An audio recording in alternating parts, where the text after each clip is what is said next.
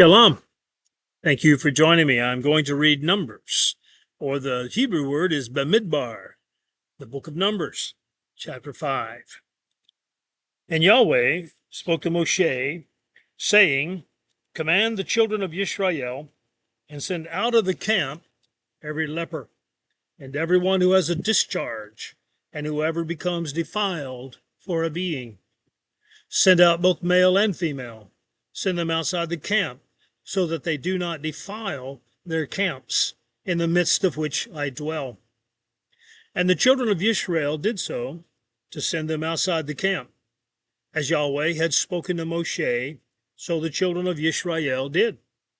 And Yahweh spoke to Moshe, saying, Speak to the children of Israel.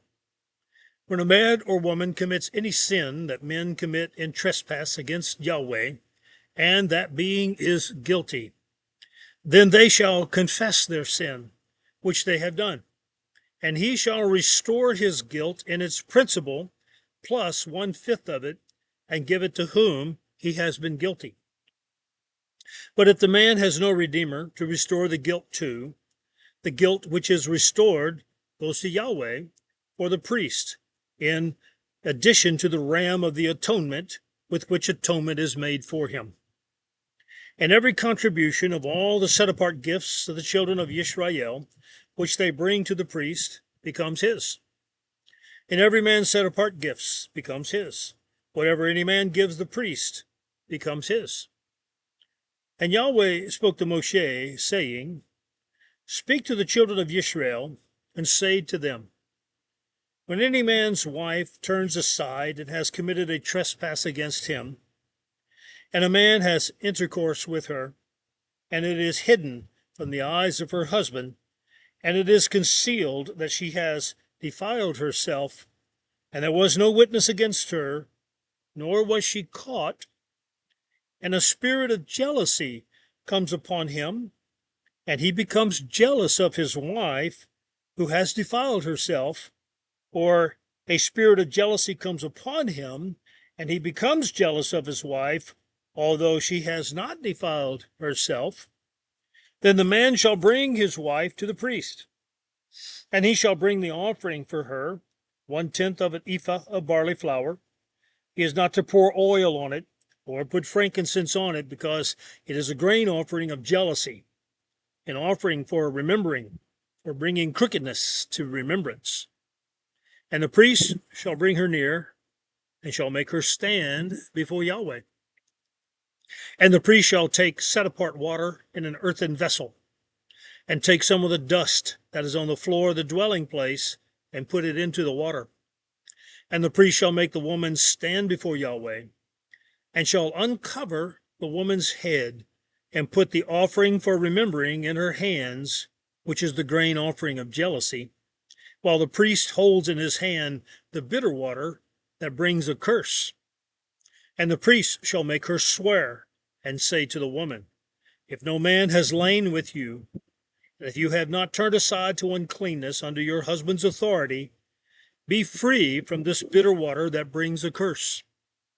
But if you have turned aside under your husband's authority, and if you have defiled yourself, and some man other than your husband has lain with you, then the priest shall make the woman swear with the oath of the curse, and he shall say to the woman, Yahweh make you a curse, and an oath among your people, when Yahweh makes your thigh waste away, and your belly swell.